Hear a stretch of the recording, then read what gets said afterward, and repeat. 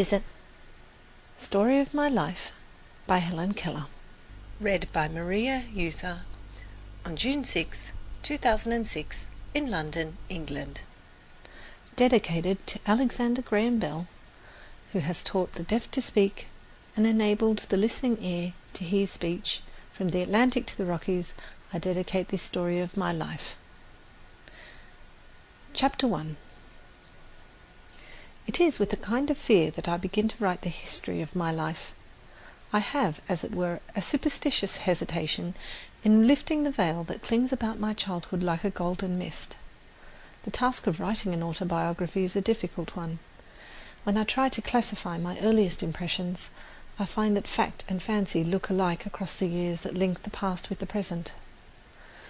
The woman paints the child's experiences in her own fantasy. A few impressions stand out vividly from the first years of my life, but the shadows of the prison house are on the rest.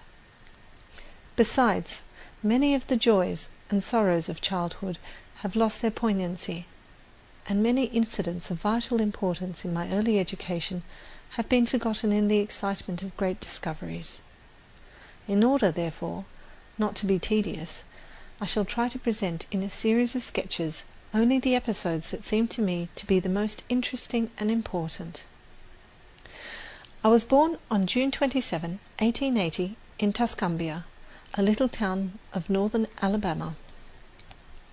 The family on my father's side is descended from Caspar Keller, a native of Switzerland who settled in Maryland.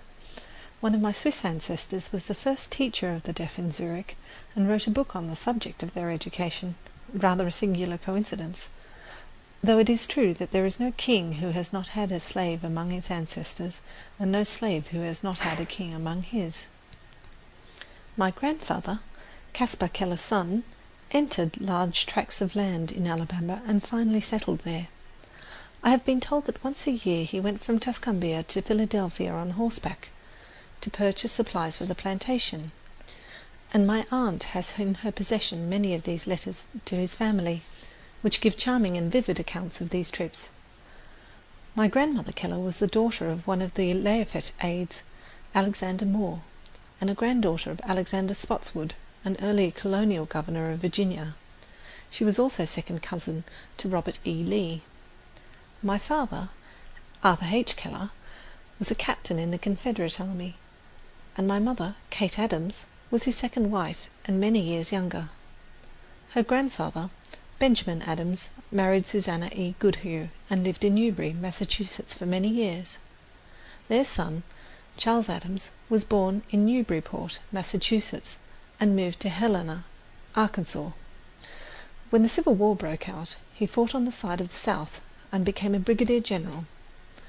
He married Lucy Helen Everett, who belonged to the same family of Everetts as Edward Everett and Dr. Edward Everett Hale. After the war was over, the family moved to Memphis, Tennessee. I lived, up to the time of the illness that deprived me of my sight and hearing, in a tiny house consisting of a large square room and a small one in which the servants slept. It is a custom in the South to build a small house near the homestead as an annex to be used on occasion. Such a house my father built after the Civil War, and when he married my mother they went to live in it. It was completely covered with vines, climbing roses and honeysuckles. From the garden it looked like an arbour.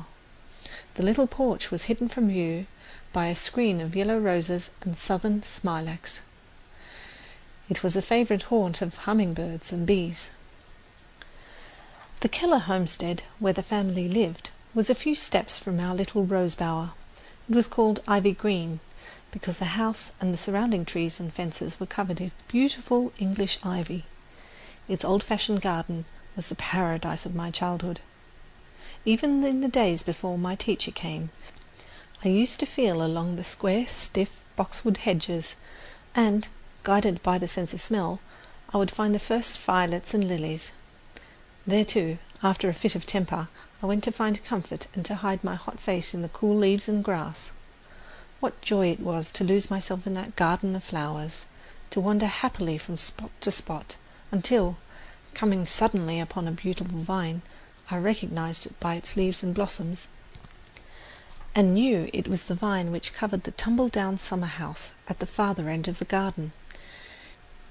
Here also were trailing clematis, drooping jessamine, and some rare sweet flowers called butterfly lilies, because their fragile petals resemble butterflies' wings.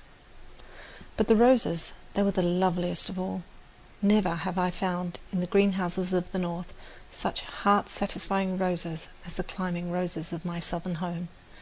They used to hang in long festoons from our porch, filling the whole air with their fragrance, untainted by any earthly smell.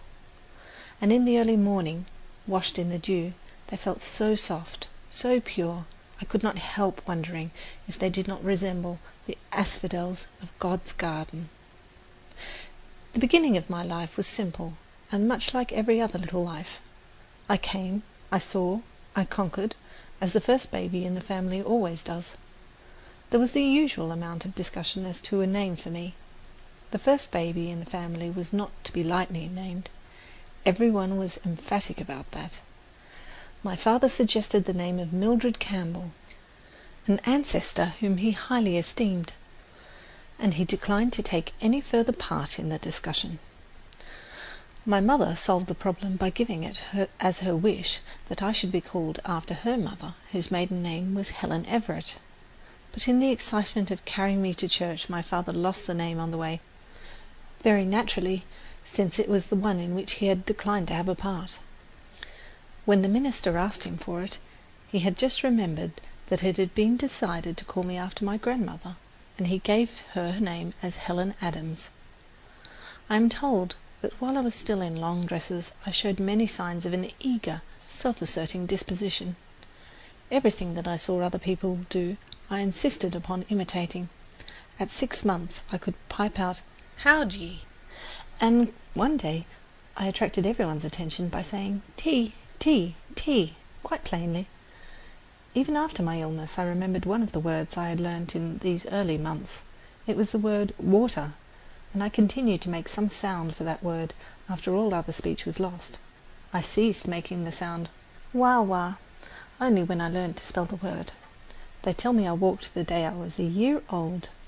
My mother had just taken me out of the bathtub and was holding me in her lap, when I was suddenly attracted by the flickering shadows of leaves that danced in the sunlight on the smooth floor.